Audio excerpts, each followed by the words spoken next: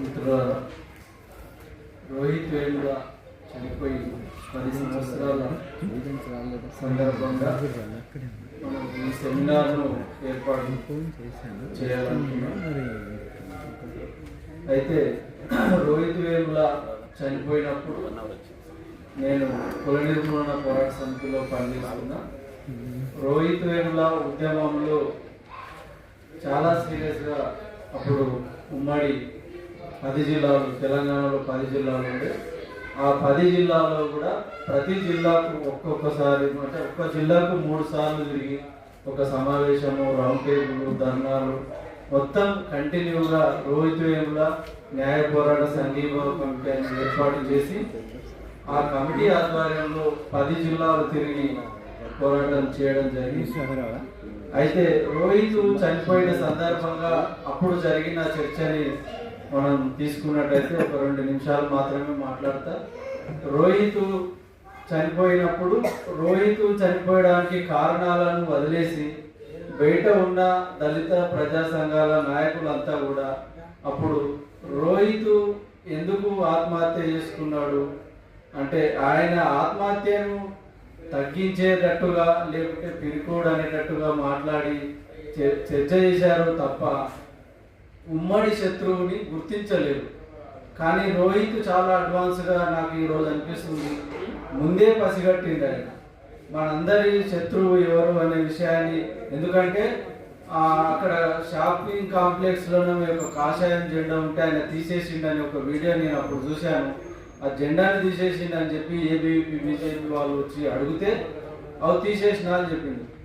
మీ అమ్మనే ఆ కాషాయం సంబంధించిన సీరం కట్టుకొని ఉంటే అప్పుడు ఏం చేస్తామంటే దాన్ని కూడా తీసేసి తగలబెడతా అని చెప్పి ఆయన చాలా ఇదిగా చెప్పాడు. మనము అంటే తల్లితో ఆ విషయం ఆ విధంగా వాళ్ళు మాట్లాడడానికి కొంచెం సున్నితమైన విషయం అయినప్పటికీ ఆయన ఎక్కడ కూడా తగ్గలేదు అనే విషయాన్ని, ఆయన ఆలోచనను, ఆయనకున్నటువంటి కమిట్మెంట్ను మనం అర్థం చేసుకుంటే ఆ రోజే ఆయన బీజేపీని కానీ ఈ ఏబీపీతో చాలా రోజులుగా ఘర్షణ పడి ఆయన ఆ విధంగా మాట్లాడిన విషయాన్ని మనం ఆ రోజు అర్థం చేసుకోలేదు. కనుకనే రోహిత్ చనిపోయిన విషయాన్ని మనం చర్చకు పెట్టాం. ఎందుకంటే ఆయన యూనివర్సిటీలో మన ఊరు వాడ బయట ఉంది, కానీ యూనివర్సిటీలో వెలివాడ ఏంటిది అసలు ఎవరు మనం తెలియని విషయాన్ని మొదటిసారిగా రోహిత్ అక్కడ యూనివర్సిటీలోనే ఒక చిన్న టెంట్ వేసుకొని వెలివాడ అని చెప్పి పెట్టుకొని ఆయన పోరాటం చేశాడు. ఆ పోరాటానికి సరైన స్పందన లేని కారణంగానే మనం ఆయనను కోల్పోవడం కానీ ఇవన్నీ జరిగాయి.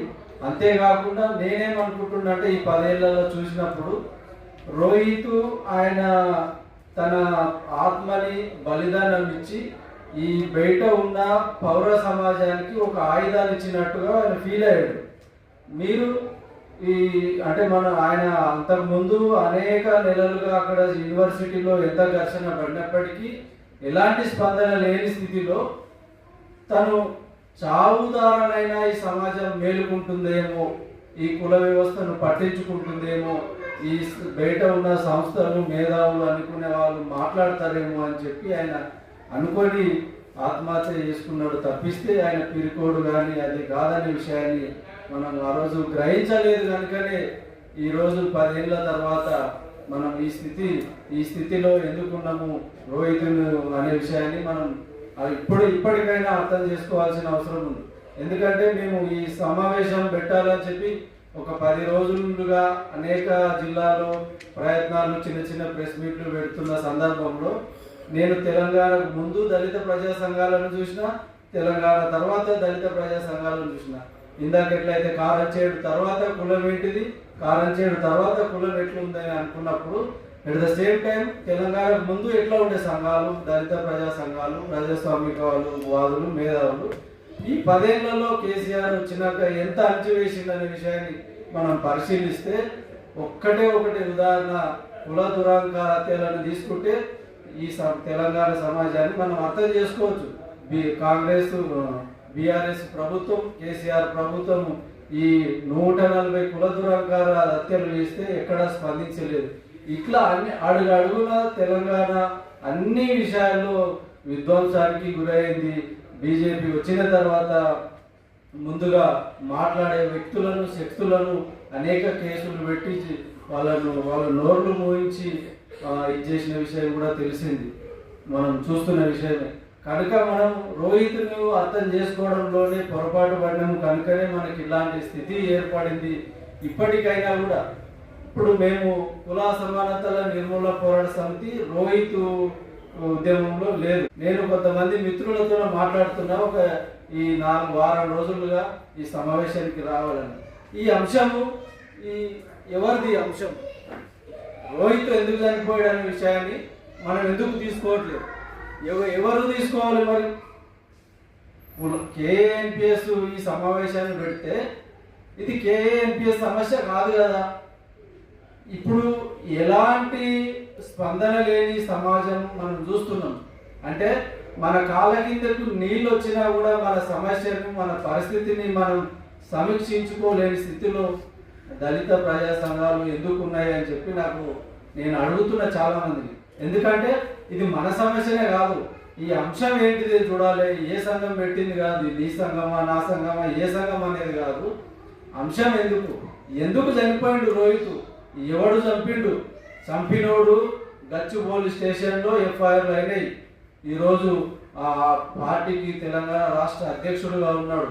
అయినా మనం మాట్లాడలేని స్థితిలో, రాయలేని స్థితిలో ఎదుర్కొన్నామని చెప్పి ఆలోచించుకోవాల్సిన అవసరాన్ని గుర్తించకుండా వాళ్ళు పెడితే మేము ఎదుర్కోవాలి, మేము పెడితే వాళ్ళు ఎదుర్కోవాలి అనే స్థితిలో మనం ఉన్నాము. కనుకనే ఈరోజు ఇట్లాంటి పరిస్థితుల్లో ఏర్పడి ఒక ప్రెస్ మీట్ పెట్టాలంటే, ఈ సమావేశం పెట్టాలంటే ఒక 10 రోజులు అందరం కష్టపడి ఆలోచించి చేస్తే కాని స్థితిలో ఉన్నటువంటి ఈ ఉద్యమాలను మనం సీరియస్గా ఆలోచించాల్సిన అవసరం ఉంది. ఎందుకంటే నేను చూశాను, ఏ జిల్లాకు పోయినా ఇట్లా మేము వస్తున్నామని చెప్పి ఫోన్ చేస్తే ఒక 20 మంది తెలంగాణకు ముందుగా ఉండేది.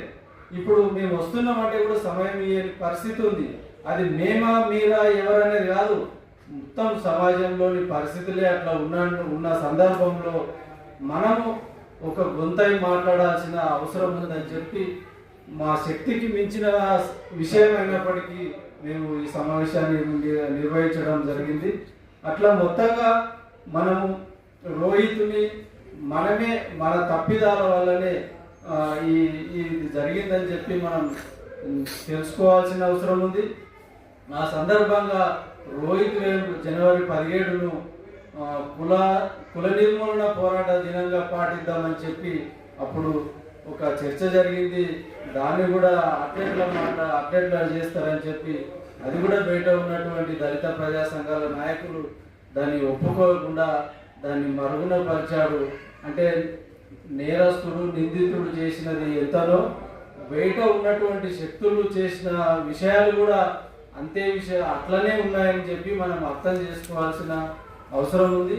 అట్లా ఉన్నందుకే ఈ రోజుకు మనకు ఇట్లాంటి స్థితిలు వచ్చినాయని చెప్పి కూడా మనం ఇప్పటికైనా అర్థం చేసుకోవాల్సిన అవసరం ఉంది.